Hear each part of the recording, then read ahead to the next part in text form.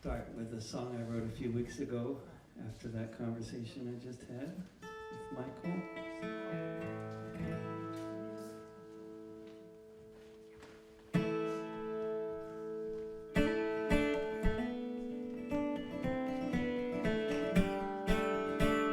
I turn on the news and I listen to the head of UNICEF say there are 35 kids in Gaza being killed every day by snipers and by drones or by fighter jets. I don't know what to do with this knowledge coming from the TV set.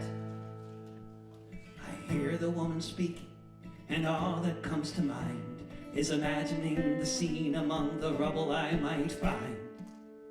If my family were in that building as it fell to the ground, and all the pieces of body parts that would then be found. It's enough to drive you crazy, and now I'm completely mad, just from hearing the news day after day and being someone's dad. Just from hearing all the excuses about how it's justified, chalk it up to collateral damage, how all those babies died.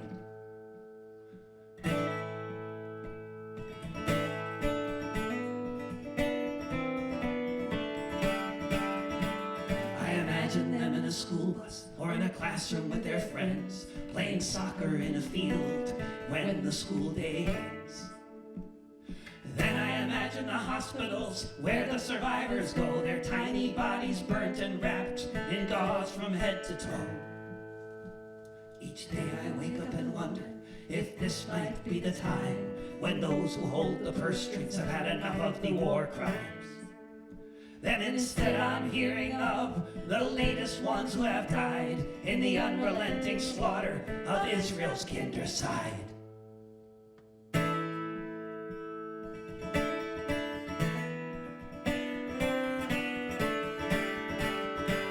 I turn on the news and I listen to the head of UNICEF say there are 35 kids in Gaza being killed every day.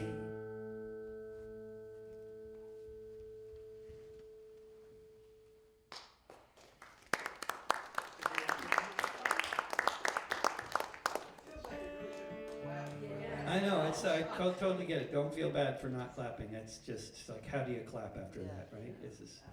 There should be another tradition for especially depressing songs. Like and it's poetry. They just sit there and, feel depressed after the end of it. They don't feel like they need to clap. Or it should be like movements in a classical piece where you can clap at the piece where everything gets upbeat at the end, the jig, or I don't know what this guy. I forgot. It's all in other languages, French or Italian, and then you got to remember, if you read music, you got to read just enough Italian and French just to get a little confused, and then you don't know, what does Allegra mean again? Oh yeah, it's something upbeat, that's right.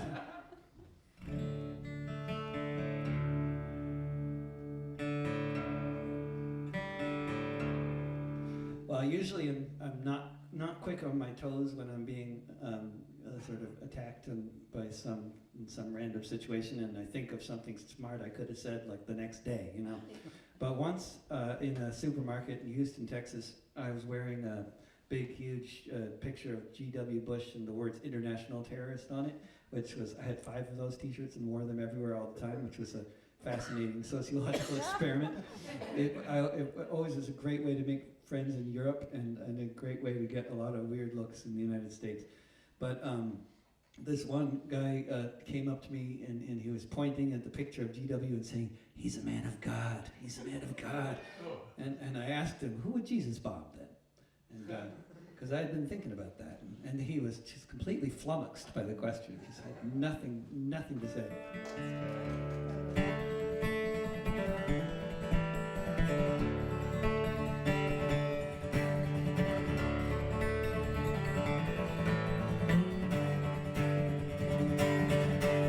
I've seen you in the markets, I've seen you in the streets, at your political conventions, talking of your crusade, talking of your nation and other things too terrible to mention. And you proclaim your Christianity, you proclaim your love of God, you talk of apple pie and mom. I just got one question and I want an answer. Tell me, who would Jesus bomb? Maybe Jesus would bomb the Syrians, 'cause they're not Jews like him. Maybe Jesus would bomb the Afghans on some kind of vengeful whim. Maybe Jesus would drive an M1 tank and he would hang Saddam. Who would Jesus bomb?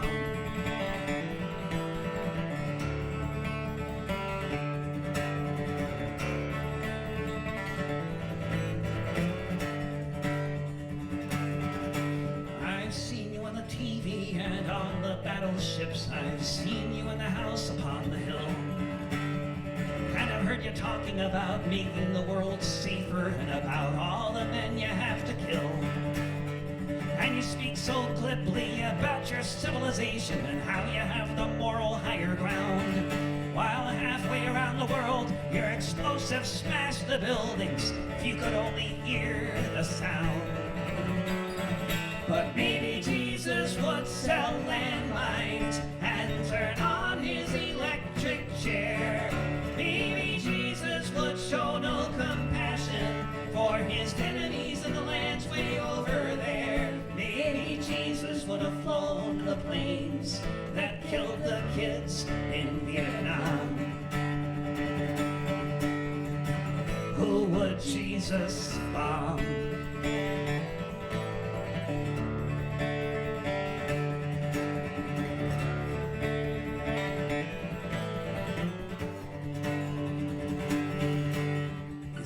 Shout with confidence as you praise the Lord, and you talk about this God you know so well.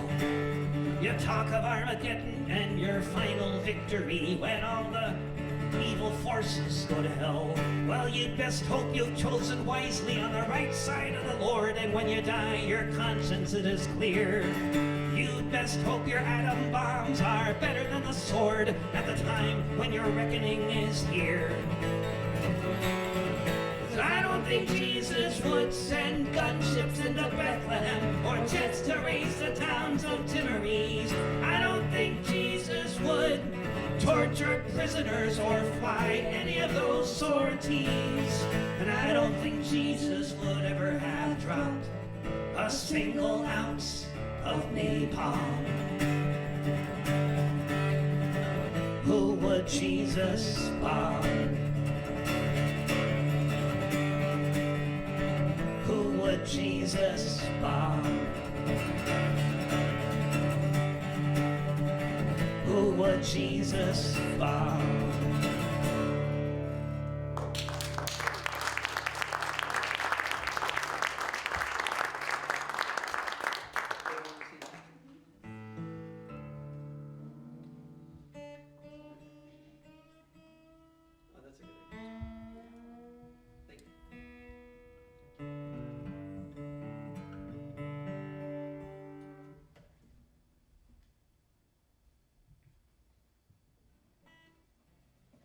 There's a lot of different people in the Arab world in North Africa who talk about if only we had a land bridge, some way to get over there. They'd form an army. But it's hard to do when the U.S. Navy is there. And there's no way to get there by land.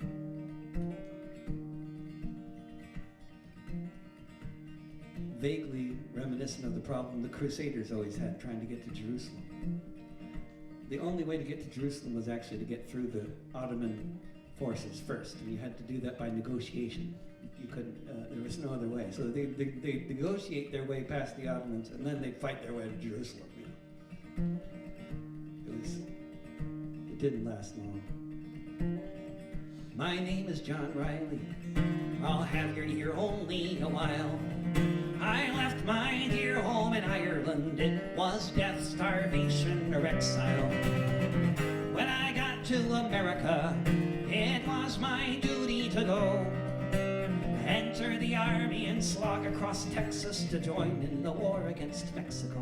And It was there in the pueblos and hillsides that I saw the mistake I had made. Part of a conquering army with the morals of a bayonet blade. So in the midst of these poor dying Catholics, screaming children, the burning stench of it all, myself and 200 Irishmen decided to rise to the call. From Dublin City to San Diego, we witnessed freedom denied. So we formed the St. Patrick Battalion and we fought on the Mexican side. We formed the St. Patrick Battalion and we fought on the Mexican side. We marched beneath the green flag of St. Patrick, emblazoned with erangel brow, bright with the harp and the shamrock and Libertad para Republica. Just 50 years after Wolfe Tone, 5,000 miles away, the Yanks called us a legion of strangers, and they can talk as they may. But from Dublin City to San Diego, we witnessed freedom denied. So we formed the St. Patrick Battalion, and we fought on the Mexican side. We formed the St. Patrick Battalion, and we fought on the Mexican side. We fought them in 5 major battles. Churubusco was the last. Overwhelmed by the cannons from Boston, we fell after each mortar blast. Most of us died on that hillside in the service of the Mexican state. So far from our occupied homeland, we were heroes and victims of fate. From Dublin City to San Diego, we witnessed freedom denied. So we formed the St. Patrick Battalion and we fought on the Mexican side. From Dublin City to San Diego, we witnessed freedom denied. So we formed the St. Patrick Battalion and we fought on the Mexican side. We formed the St. Patrick Battalion and we fought on the Mexican side.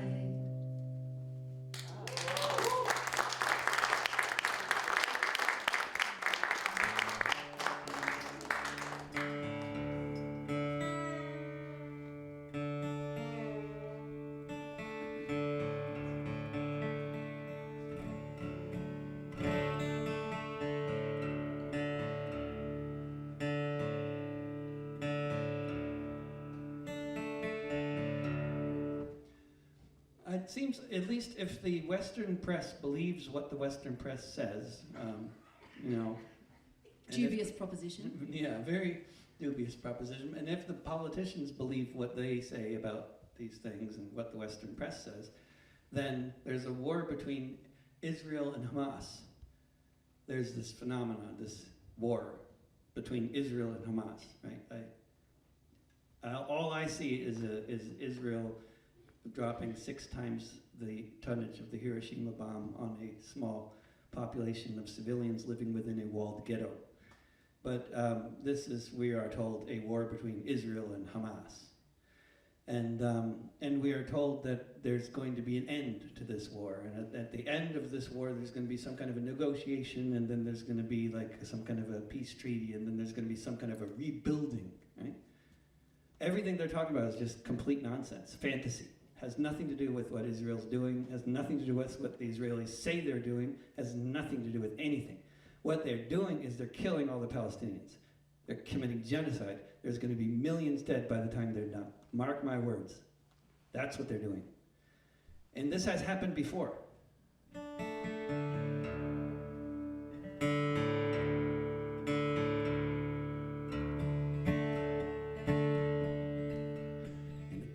In the Bundestag, you'll see them wring their hands and say how they wish in hindsight they tried to understand, how they wish they'd seen the warning signs and heard the generals speak and believed them when they talked about the vengeance they would wreak, how they should have known this was not idle conversation, how they should have listened harder when they said elimination. Yes, once it's all too late and the graveyards are all filled, once the last Palestinians killed. On Manhattan Island, in the halls of the UN, the whole world will come together to say never again. They'll open a museum full of relics of the past before those who used to live there resisted to the last. We'll look at pictures of the rubble with the dead limbs poking through. The viewers will shed a tear and wish the leaders knew before the war ended in the way Ben Gvir had willed. Once the last Palestinians killed. In the parliament they'll say, perhaps we should have listened instead of purging Europe's biggest party of internal opposition. Should have paid attention to the millions in the streets, to those massive crowds around the globe voting with their feet. Should have read the signs, should have listened to their words instead of denouncing all the talk of genocide as just absurd. Should have looked at the pictures of the bodies charred and grilled. Once the last Palestinians killed. When the last tower block was flattened, in the days before the last bakery was bombed, in this total war when there were still kindergartens, when the hospitals still stood, this would have been the time to question if we should have been sending all those weapons instead of barring them complete. If instead of cheering on the evil enemy's defeat, we might have asked if there was anywhere left for flour to be milled. Once the last Palestinians killed. When the project is complete and they make the desert bloom, once they finish turning cities into tombs, once the dead are out of sight and buried in the ground, once the rubble has been bulldozed and no one hears the sound of dying children screaming from somewhere down below, once the shopping malls are gleaming and no one needs to know how many babies' bodies are in this soil that we've tilled. Once the last Palestinians killed. Once the last Palestinians killed.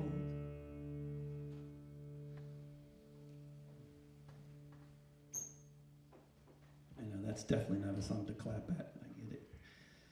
That's we're going to switch gears now so that nobody jumps off a cliff at the end of the evening. And what are we going to switch gears to? Oh, how about East Kilbride? There's sometimes good things happen in the world. Back when there was a coup in Chile, there were some workers at a Rolls-Royce factory watching television.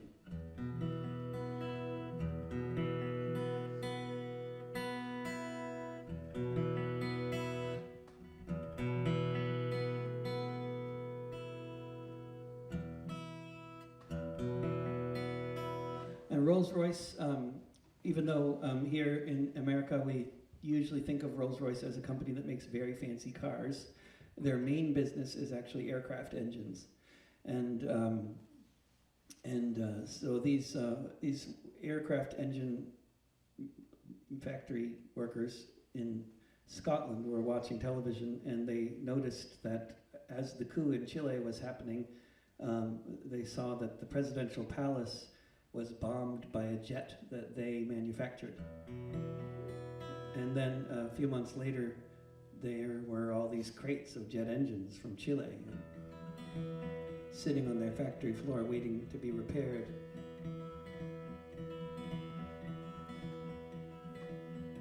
Jet fighters bombed the palace. We all watched it on TV. The 11th of September, 1973. All across the world, people cried in vain as we heard stories of the students being tortured and slain. Stories of the workers, shop stewards, and the rest being slaughtered at the new dictator's behest. Labor groups condemned it, said we were on the workers' side, including all the engineers of East Kilbride. People organized a boycott of General Pinochet, who had overthrown Allende with with a Hawker Hunter jet. Then a few months later, March of '74, Bob Fulton came to work at the Rolls-Royce factory floor. He looked at the orders that had come in that day and found crates with jet engines from Chile. Jet engines from the Air Force across the ocean wide, sent to be repaired in East Kilbride. It didn't take a minute for Fulton and his mates to come to the decision they would not touch these crates. Soon 4,000 Rolls-Royce workers voted they agreed to stand with the Chileans in their hour of need. Management decried them, the Tories screamed and cussed, but the Hawker Hunter engines were left to sit and rust. Nowhere else on earth were workers qualified to repair the engines sitting there in East Kilbride. It's often hard to know if you've changed anything a whit, but decades later a Chilean general would admit, for a time in Santiago there were no fighters in the sky, because the whole Chilean Air Force had not one jet that could fly. They may not have changed the world, this group of union engineers, but these crates of metal sat corroding for 4 years. So here's to British Labour, how for 4 years it tried to do what could be done from East Kilbride. Jet fighters bombed the palace, we all watched it on TV, the 11th of September, 1973.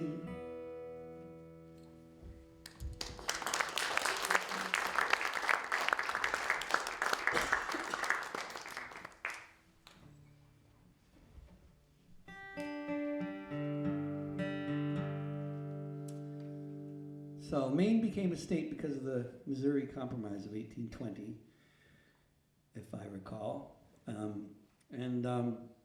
There was a lot of, like much of politics at that time, like from the American Revolution to the American Civil War, it was all about the institution of slavery. You know, it was all about like maintaining the institution or finding compromises between those who believed in this practice and those who didn't. And it was always a really crazy idea to try to have a country where there were these inherent, really massive contradictions, calling itself a democracy of all things. But it's as things continued in the 19th century, the tension between the different sectors of society with very different beliefs about this very important issue became more and more unavoidable, and by the late 1850s, things had become a situation with actual, armed abolitionists having pitched battles with pro-slavery forces and driving them out of places like Kansas in the Bleeding Kansas campaign in the 1850s, which was largely funded and supplied by abolitionists from New England who were not involved with the armed wing, but who shipped guns to the armed wing. So and the guns were shipped in crates marked Bibles. So they became known as Beecher's Bibles because William Beecher Stowe, was it his name? He was the guy. It's okay. I'm getting confused. They were related, but it was the minister who was the guy who was sending the guns, and apparently he was good at fixing them up too and making them more accurate as well. But in Wisconsin around that same time, Wisconsin, when Wisconsin became a state in 1848, the first thing in the Constitution, it's all people are equal. I think it might have been all men are equal, and they updated it later. But the second thing is the second section is slavery is illegal. And then it goes on with a whole bunch of other things that are important in Wisconsin, like free speech. But so the Fugitive Slave Act was passed in the Congress, and so that meant that all the states, whether slavery was practiced there or not, they were all obligated to return escaped slaves to the people that claimed to own them.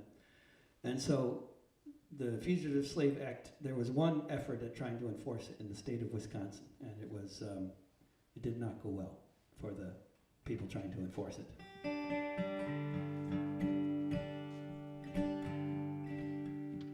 Gather round me, friends, I'll tell you a tale about the day one young man was taken off to jail and shipped north up Lake Michigan for a trial to see if he should be sent back to live in slavery.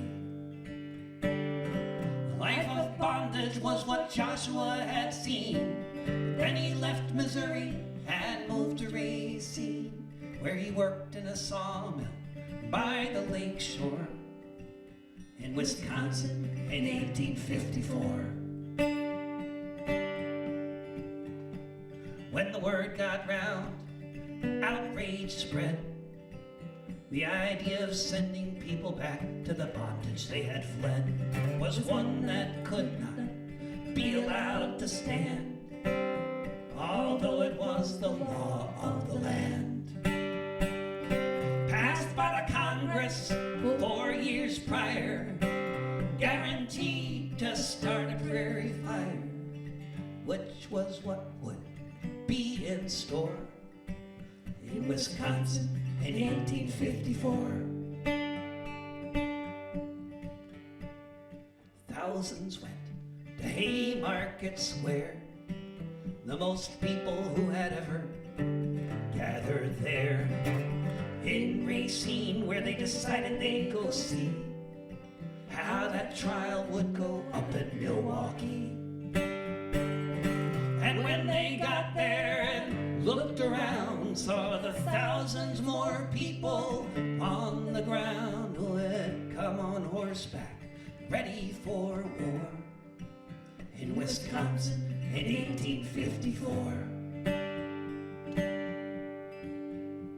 Jail turned out to be no match at all for all of the people who'd answered the call. They laid siege to the place till they'd gotten their man, and then together the thousands they ran away from the cops and then onward forth. The Underground Railroad brought him north, so Joshua Glover would be a slave nevermore in Wisconsin in 1854. No more attempts would ever be made since that Milwaukee prison raid to enforce this federal law after the rising that everyone saw. It was dead in the water, and that's a fact. The Fugitive Slave Act. When all the people said what they stood for in Wisconsin in 1854.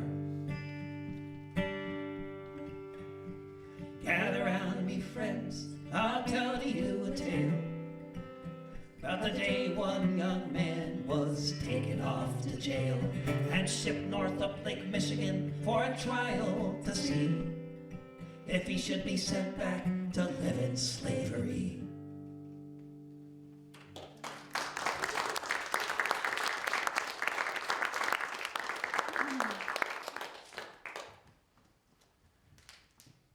Well, somebody was just talking this evening about what a impact music could have on the world. I like to believe that that's true. There's some historical evidence to point to the possibility. So I keep on writing songs, hoping. This song is about that possibility, that music actually might change anything.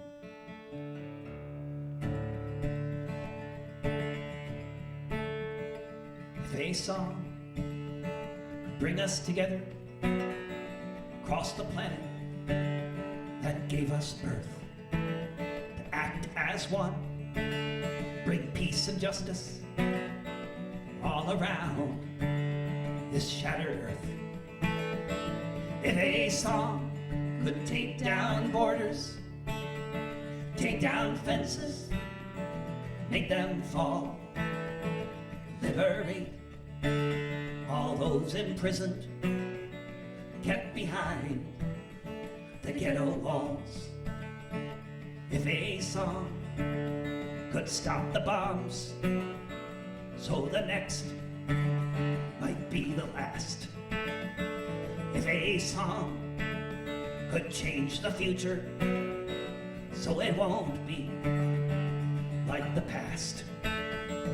If a song could be a missile fired from the Iron Dome, if it could protect the children, keep them safe within their homes, if a song could raise an army and transport it on command, take us all to Palestine to defend the Holy Land.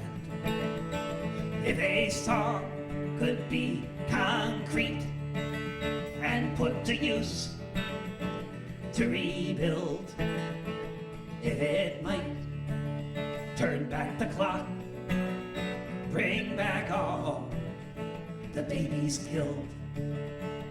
If a song could be a blueprint, instructions to show us how.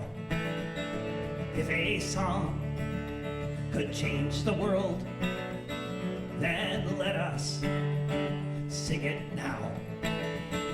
If a song could bring us together across the planet that gave us birth, to act as one, bring peace and justice all around this shattered earth.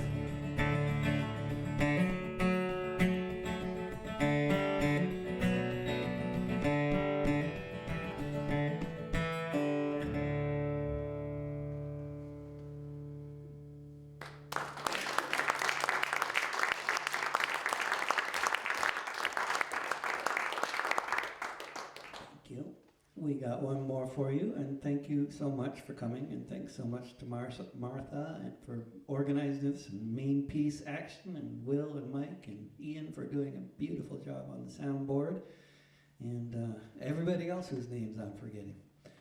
That's not very good. Someday I'll write these things down on my arm, you know. But if you know anybody in Boston, we're going to be there tomorrow morning, actually, at 11 a.m. Got time to make it there, but we do too. At the Community Church of Boston will be the sermon.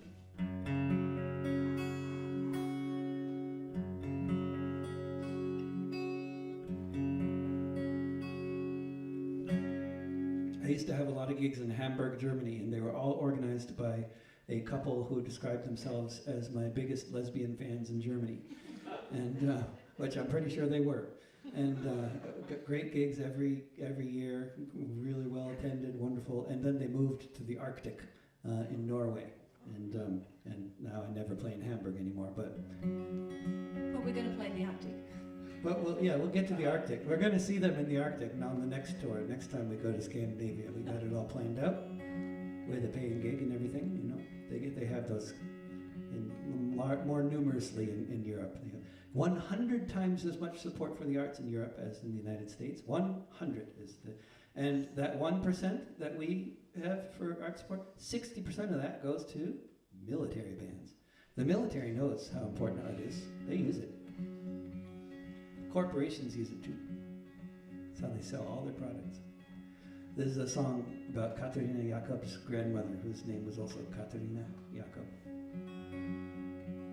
Katarina Jakob, long before she took that name, was organizing workers in Hamburg just the same.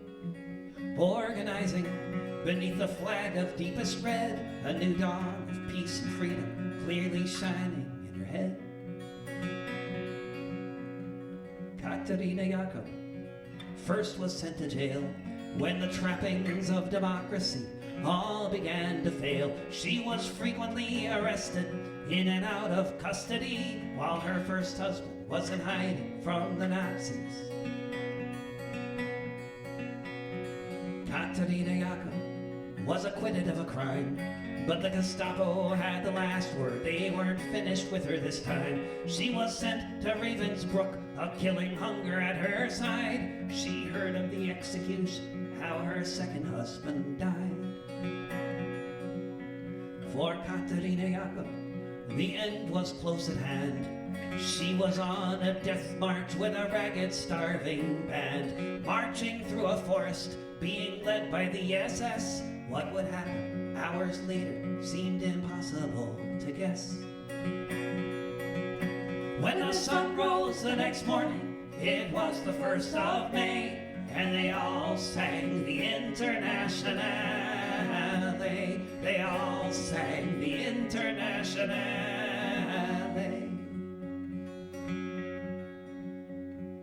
Katerina Jakob thought about her children and the friends and comrades taking care of them, not knowing yet if any of them survived, not knowing that soon she'd see her daughters both alive. Katerina Jakob watched the German soldiers fleeing, streaming from the east, that's what she was seeing. Allied bombers flew above them, she thought they all might die, and then soon there was the silence of all the SS men. When the sun rose the next morning, it was the 1st of May, and they all sang the Internationale. They all sang the Internationale.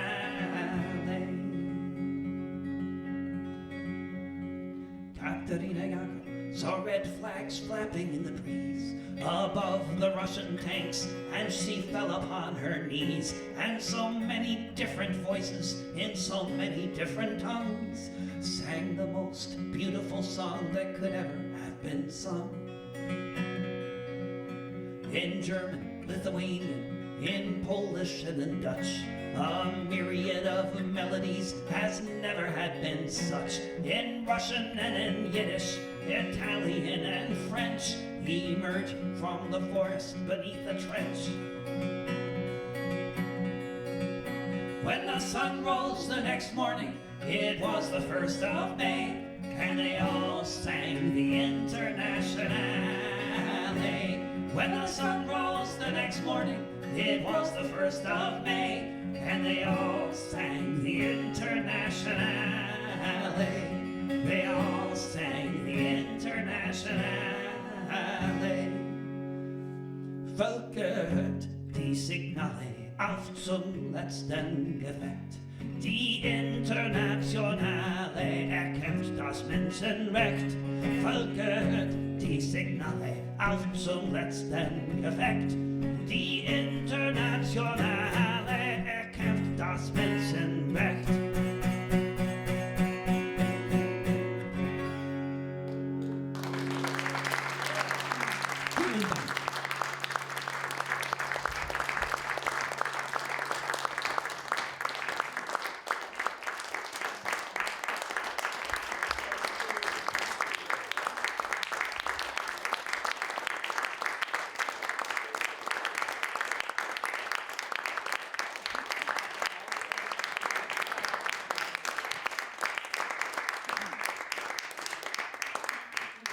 We're taking that as an encore. We couldn't clap after you saw it. We saved it all up. I think you did good. When the world has gone crazy and it's all becoming clear, when they're gunning down our comrades and it seems the end is near, as they're loading up the launchers for the tear gas grenades, we can take off our bandanas and kiss behind the barricades. When it's madness all around and you can see this at a glance. We will sing and we will cry, we will laugh and we will dance, as they shout their marching orders beneath the helicopter blades. We shall seize the moment for a kiss behind the barricades. They will try to break our spirit, and at times they may succeed, but our love for the world is stronger than their greed. When the building is surrounded and hope begins to fade, in my final hour, a kiss behind the barricades. As the movement grows, there will be hills and bends, but at the center of the struggle are your lovers and your friends. And the more we hold each other up, the less we can be swayed. Here's to love and solidarity, and a kiss behind the barricade.